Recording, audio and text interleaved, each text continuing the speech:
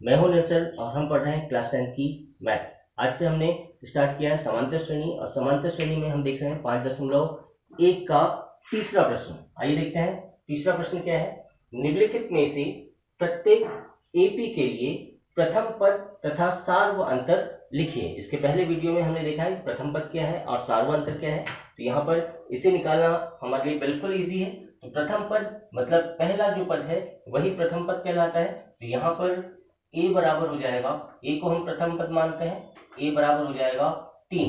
और सार्वत्रिक अंतर ज्ञात करने के लिए क्या करते हैं हम, इसमें से इसको घटा देते हैं, इसमें से इसको घटा देंगे, इसमें से इसको घटा देंगे, इसमें से इसको घटा देंगे। तो घटाने पर क्या आएगा, यहाँ पर 1 में से 3 घटा देंगे, 1 में से 3 घटा देंगे, कितना आ जाएगा ऋण 2।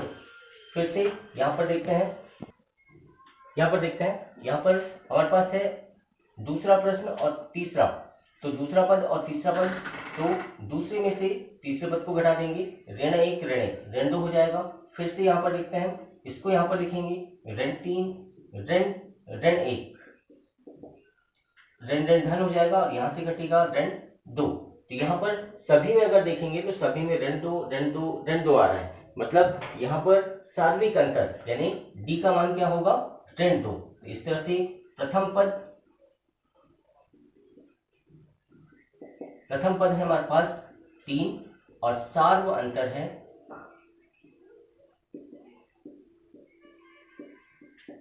ऋण 2। फिर से यहां पर देखते हैं हम, तो प्रथम पद यानी हमारे पास a बराबर दिया है ऋण 5 दिया है। अब यहां पर क्या करना है हमको, डी ज्ञात करने के लिए इसमें से इसको घटाते हैं। तो ऋण 1 ऋण 5, ये कितना हो जाएगा, अगर इस दोनों को जोड़ते हैं तो ये हो जाएगा ऋण 1 धन 5 बराबर आ जाएगा 4।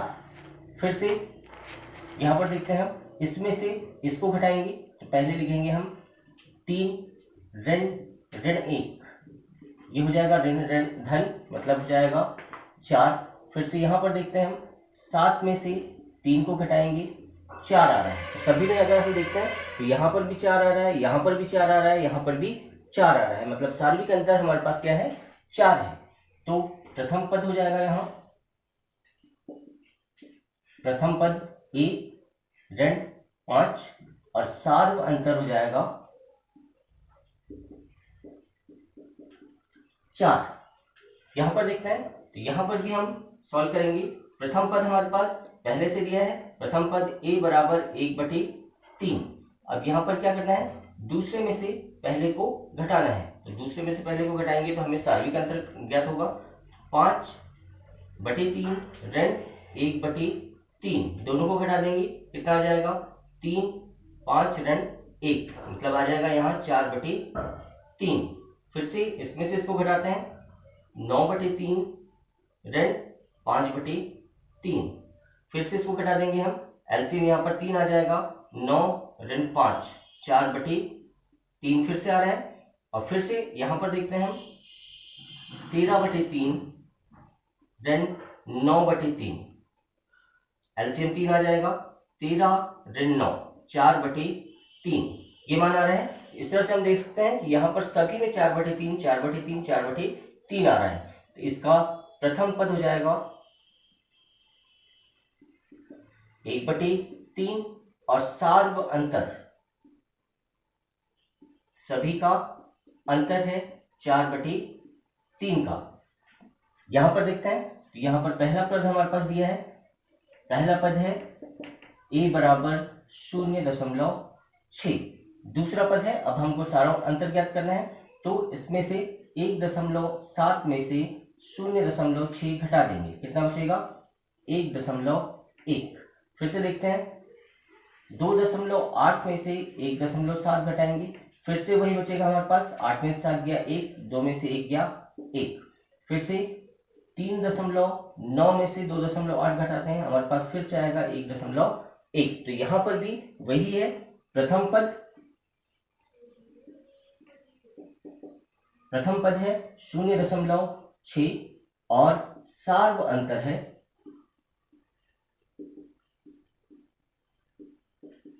1.1। 1। इस तरह से हमने तीसरा प्रश्न हल कर लिया है। अब हम देखते हैं अगला प्रश्न। नेक्स्ट प्रश्न देखते हैं। नेक्स्ट प्रश्न है हमारे पास, निम्नलिखित में से कौन कौन एपी है। एपी मतलब समांतर श्रेणी है। यदि कोई एपी है तो इसका सार व अंतर ज्ञात कीजिए और इनके 3 और पद लिखिए। 3 अगले पद और लिखना है। तो यहाँ पर देखते हैं, सबसे पहला हमारे पास है प्रथम पद। प्रथम पद है a बराबर 2 है। अब यहाँ पर देखते हैं कि सार्विक अंतर है या नहीं। यहाँ पर सबसे पहले हमको चेक करना पड़ेगा। 4 ऋण 2 बराबर कितना आ जाएगा 2। फिर 8 ऋण 4 बराबर आ जाएगा 4। फिर 16 ऋण 8 बराबर कितना आ जाएगा 8। तो यहाँ पर देखेंगे डी का मान इक्वल नहीं है, बराबर नहीं है। तो यहाँ पर यह एपी नहीं है, ये हो जाएगा, यह एपी नहीं है। फिर से यहाँ पर देखते हैं, हम दूसरा प्रश्न हल करते हैं। प्रथम पद तो हमारे पास 2 है, प्रथम पद 2 दिया है। अब इसको घटाकर देखते हैं हम। 5/2 ऋण 2 है तो इसके बटे 1 मान लेते हैं। दोनों का एलसीएम ले लेंगे, 2 आ जाएगा, यहाँ हो जाएगा 5 ऋण 4 बराबर हो जाएगा 1/2। फिर से इसमें से इसको घटाते हैं हम तो 3 ऋण 5/2, इसके बटे भी 1 मान लेंगे, ये हो जाएगा 3/1 ऋण 5/2। दोनों का एलसीएम ले लेंगे, यहाँ जाएगा 2, ये हो जाएगा 3 दूनी 6 ऋण 5 बराबर आ जाएगा 1/2। फिर से इसको घटाते हैं हम तो यह है 7/2 ऋण 3, 7/2 और यहाँ हो जाएगा ऋण 3/1। यहाँ पर फिर से 2 आ जाएगा और ये हो जाएगा 7 का 7, 3 दूनी 6, 1/2। इस तरह से यहाँ पर भी देख रहे हैं हम 1/2, 1/2, 1/2 आ रहा है। यहाँ पर ये एपी नहीं है, लेकिन यहाँ पर कंटिन्यू है तो इसके हमें 3 और पद लिखना है। 3 और पद लिखना है तो 1/2, 1/2 इनमें हमें को जोड़ना होगा। इसको हम जोड़कर देखते हैं, आगे यहीं पर करते हैं हम। नेक्स्ट, तो यहाँ पर 7/2 है तो 7/2 में क्या करना पड़ेगा, हमको जोड़ना होगा 1/2 धन 1/2। कितना हो जाएगा, ये 2 आ जाएगा और 7 और 1 ये हो जाएगा 8/2, यानी बराबर हो जाएगा ये 4। फिर से ये हमारा कौन सा पद है, पहला, दूसरा, तीसरा, चौथा, ये 5वां पद है। 5वां पद के बाद फिर से देखते हैं हम, इसको फिर से हम यहाँ पर जोड़ेंगे 1/2, तो कितना हो जाएगा, ये 4 सही 1/2। ये हमारा 5वां पद है, ये हमारा 6वां पद है और फिर से 4 और 1/2 में फिर से 1/2 जोड़ेंगे, ये हो जाएगा 5। तो यहाँ पर इसका मान आ जाएगा 5। तो इस तरह से हमारे पास इसके आगे कौन कौन से मान आ जाएंगे हमारे पास, इसके आगे आ जाएगा हमारे पास, यहाँ आ जाएगा 4, फिर आ जाएगा 4 सही 1/2 और फिर आ जाएगा 5। इस तरह से 1/2 हमने प्लस कर लिया है। आगे फिर से देखते हैं इसको हम, तो यहाँ पर फिर से हम देखेंगे a बराबर दिया है ऋण 1.2 दिया है। तो यहाँ पर फिर से d का मान हमको ज्ञात करना है। तो d के मान के लिए इसको लिखेंगे पहले हम ऋण 3.2 ऋण 1.2। तो यहाँ पर ऋण ऋण धन हो जाएगा, तो कितना हो जाएगा, ऋण 3.2 धन 1.2। 2 में से 2 गया 0 और 3 में से 1 गया ऋण 2, कितना आ रहा है। फिर से इसको इससे घटाते हैं, ऋण 5.2 ऋण 3.2, ऋण ऋण धन हो जाएगा, ऋण 5.2 धन 3.2। 2 में से 2 गया 0 और 5 में से 3 गया 2, ये भी ऋणात्मक आ जाएगा। इस तरह से देख रहे हैं हम कि यहाँ पर सार्विक अंतर कितना है, ऋण 2 का है। ऋण 2 का है मतलब ये एक समांतर श्रेणी होगी। और अगर ये समांतर श्रेणी है तो अगले पद हमको ज्ञात करना है और कितने जोड़ना है हमको, ऋण 2 प्लस करते हुए जाना है। तो ऋण 2 प्लस करेंगे तो ऋण 7.2 धन ऋण 2 बराबर हो जाएगा ऋण 9.2। ये हमारा हो जाएगा पहला, दूसरा, तीसरा, चौथा, 5वां पद हो जाएगा। फिर से ऋण 9.2 धन ऋण 2 ये हो जाएगा ऋण 11.2, ये होगा हमारा छठवां पद। और फिर से ऋण 11.2 धन ऋण 2, ये हो जाएगा ऋण 13.2, ये हो जाएगा सातवां पद। तो इसके आगे 3 पद हमारे होंगे 9.2, 11.2 और 13.2। अब हम देखते हैं अगला प्रश्न। चौथा प्रश्न हमारे पास दिया है ऋण 10, ऋण 6, ऋण 2, 2। तो यहाँ पर प्रथम पद हमारे पास दिया है ऋण 10। अब यहाँ पर एपी है या नहीं, इसके लिए हम घटा देंगे। तो यहाँ पर ऋण 6, ऋण 10, इसमें से इसको घटाएंगे हम, तो ये हो जाएगा धन हो जाएगा ये। तो ऋण 6 धन 10 बराबर आ जाएगा यहाँ 4। फिर से देखते हैं ऋण 2 ऋण 6, ये हो जाएगा ऋण 2 धन 6 बराबर आ जाएगा 4। फिर से 2 ऋण 2, ये हो जाएगा 2 धन 2 बराबर 4। तो यहाँ पर सार्विक अंतर 4 का रहा है, तो 4 हम यहाँ पर जोड़ते चले जाएंगे। 4 अगर जोड़ेंगे, 2 में 4 जोड़ेंगे, ये हो जाएगा 6, 6 में 4 जोड़ेंगे, ये हो जाएगा 10, और 10 में 4 जोड़ेंगे, ये हो जाएगा 14। इस तरह से अगले 3 पद हमारे पास ये आएंगे। फिर से देखते हैं हम पांचवा प्रश्न। तो पांचवा प्रश्न हमारे पास है, प्रथम पद हमारे पास है 3। अब यहाँ पर सार्विक अंतर ज्ञात करना है हमको, सार्वंतर। तो सार्वंतर ज्ञात करने के लिए फिर से हम दूसरे में से पहला पद घटाएंगे। तो दूसरा पद है हमारे पास 3 धन वर्गमूल 2 ऋण 3। 3 में से 3 घट जाएगा, यहाँ बच जाएगा वर्गमूल 2। फिर से 3 धन 2 वर्गमूल 2 में से 3 धन वर्गमूल 2 घटेगा, तो यहाँ पर से 3 में से 3 वर्गमूल 2 घटेगा, तो यहाँ फिर से वर्गमूल 2 बच जाएगा। फिर देखते हैं नेक्स्ट पद है हमारे पास 3 धन 3 वर्गमूल 2 ऋण 3 धन 2 वर्गमूल 2। फिर से यहाँ घट जाएगा और यहाँ बचेगा वर्गमूल 2। मतलब सभी में सार्विक अंतर वर्गमूल 2 आ रहा है, मतलब इसके अगले पद हमको लिखना है। तो अगले पद क्या होंगे, यहाँ पर फिर से इस तरह से यहाँ पर अंतर वर्गमूल 2 और वर्गमूल 2 का है। तो वर्गमूल 2 हम जोड़ते जाएंगे, तो कितना हो जाएगा यहाँ 3 धन 3 वर्गमूल 2। तो अगला कितना होगा, 3 के बाद 4 वर्गमूल 2, 5 वर्गमूल 2, 6 वर्गमूल 2। इस तरह से अगले पद इसके हो जाएंगे। अगले 3 पद कितने हो जाएंगे, 3 धन 4 वर्गमूल 2, फिर 3 धन 5 वर्गमूल 2, और फिर 3 धन 6 वर्गमूल 2। इस तरह से ये अगले 3 पद होंगे।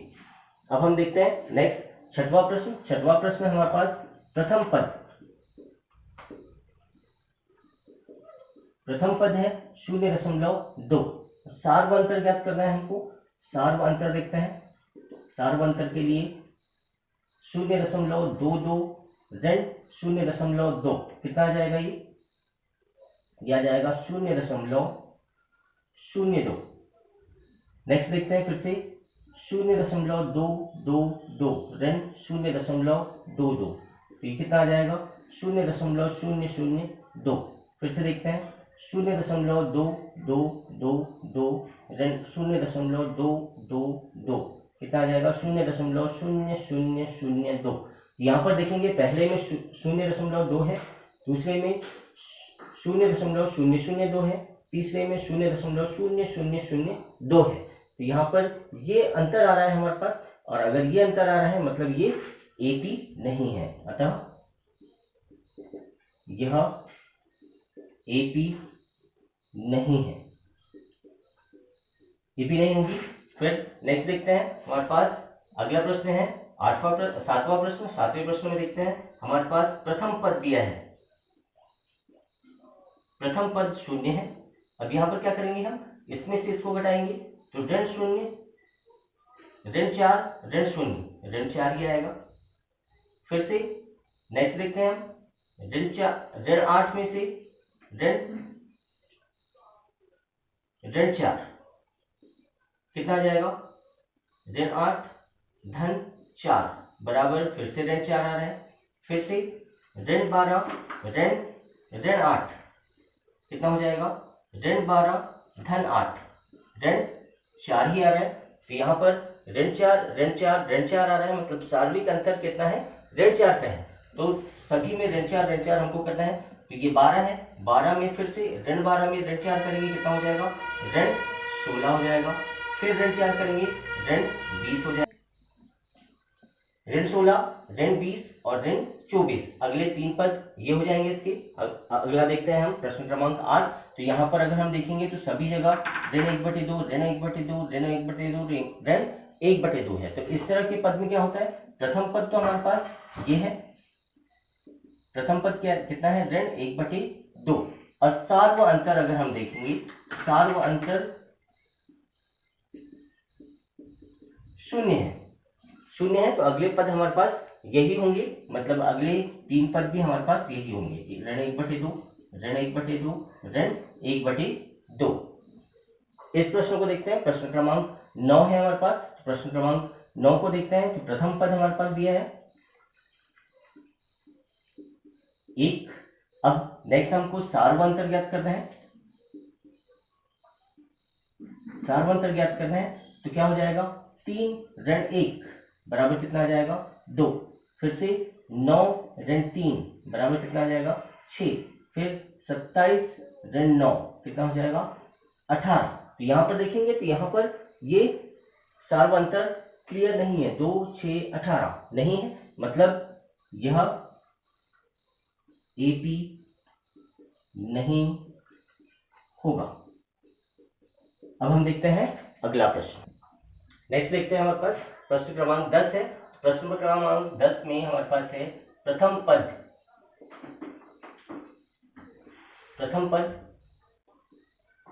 ए है, प्रथम पद ए है हमारे पास। और सार्विक अंतर ज्ञात करते हैं, सार्वंतर ज्ञात करने के लिए क्या करेंगे हम, 2a माइनस a बराबर हो जाएगा a। फिर से 3a माइनस 2a बराबर आ जाएगा a। फिर से 4a माइनस 3a बराबर a। तो यहाँ पर देख रहे हैं हम सार्वंतर a आ रहा है, मतलब यहाँ पर सीधे सीधे संख्याएं बढ़ जाएगी और 5वां 6वां और 7वां पद, पहला दूसरा तीसरा चौथा पद हमारे पास है, ये हो जाएगा 5a 6a और 7a, ये 3 मान इसके आ जाएंगे। फिर यहाँ पर देखते हैं, तो यहाँ पर तो प्रथम पद हमारे पास है a, लेकिन यहाँ पर अब अगर हम घटाने की कोशिश करते हैं तो क्या आएगा, a वर्ग ऋण a, इसको हम सॉल्व नहीं कर सकते हैं। फिर से दूसरा हो जाएगा a cube minus a square. तो यहाँ पर फिर से a पर 4 की घात, a पर 3 की घात, इसको भी हम आगे सॉल्व नहीं कर सकते हैं क्योंकि इसमें कोई भी मान हमारे पास नहीं दिए हैं। तो यह AP नहीं होगा।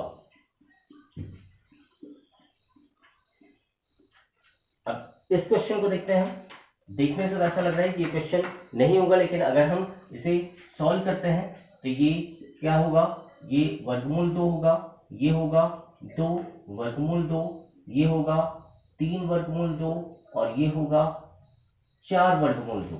अब इस तरह से अगर हम देखते हैं तो प्रथम पद हमारे पास है,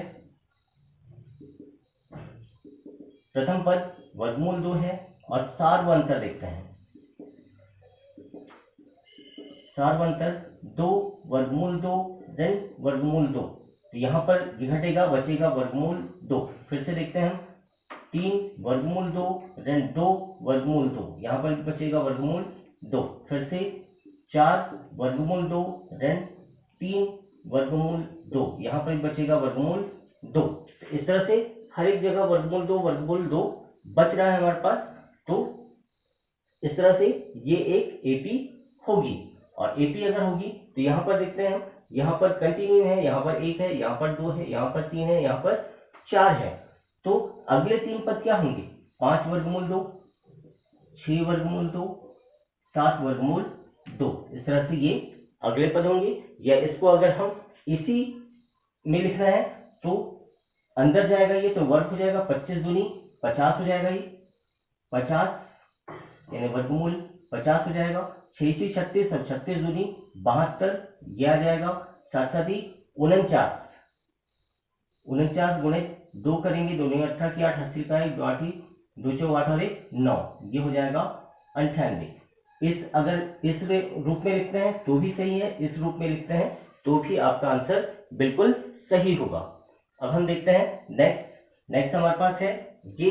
तो इस श्रेणी में अगर हम देखें तो प्रथम पद हमारे पास दिया है, प्रथम पद है वर्गमूल 3, लेकिन सार व अंतर अगर हम देखते हैं तो सार व अंतर के लिए हमारे पास क्या करना होगा, वर्गमूल 6 ऋण वर्गमूल 3, इनको हम आगे हल नहीं कर सकते हैं क्योंकि इनका हमें दशमलव में मान निकालना होगा। फिर से देखते हैं, वर्गमूल 9 ऋण वर्गमूल 6, इनमें भी हमें दशमलव में मान निकालना होगा। फिर से यहाँ पर वर्गमूल 12 ऋण वर्गमूल 9, तो यहाँ पर भी हमको दशमलव में मान निकालना पड़ेगा, या मतलब यह एक एपी नहीं होगी, अतः यह एपी नहीं है। अगला देखते हैं हम यहाँ पर, तो यहाँ पर इसको पहले हल करके देख लेते हैं। 1 का वर्ग 1 ही होता है, 3 का वर्ग 9 होता है, 5 का वर्ग 25 होता है और 7 का वर्ग साथ साथ ही 49 होता है। तो प्रथम पद हमारे पास 1 दिया है। अब सार व अंतर ज्ञात करते हैं हम। सार व अंतर होगा 9 ऋण 1, 8 आ जाएगा। फिर से 25 ऋण 9 कितना होगा, 16 आ जाएगा। फिर से 49 ऋण 25 कितना आ जाएगा, 24 आ जाएगा। तो यहाँ पर सही अंतर यहाँ पर नहीं है, 8 16 24, तो यह एपी नहीं होगी।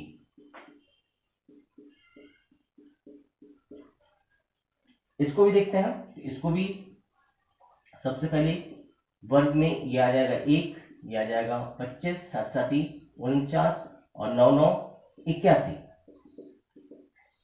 यहां पर प्रथम पद तो हमारे पास दिया है 1। अब सार व अंतर ज्ञात करते हैं हम।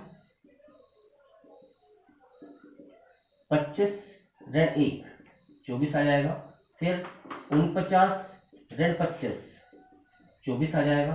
फिर से 81 ऋण 49, यहां पर देखेंगे हम, यहां पर 11 में से 9 गया, 3 बचेगा, और 7 में से 4 गया, 3 बचेगा। तो यहां पर 2 मान तो कंटिन्यू आ रहे हैं, लेकिन तीसरा मान हमारे पास सही नहीं आ रहा है, मतलब यह एपी नहीं होगा, अतः यह एपी नहीं होगा। इस तरह से हमने प्रश्नावली 5.1 पूरी तरह से कंप्लीट कर दिया है। अगर वीडियो पसंद आया है प्लीज शेयर करें, लाइक करें, सब्सक्राइब करें। धन्यवाद।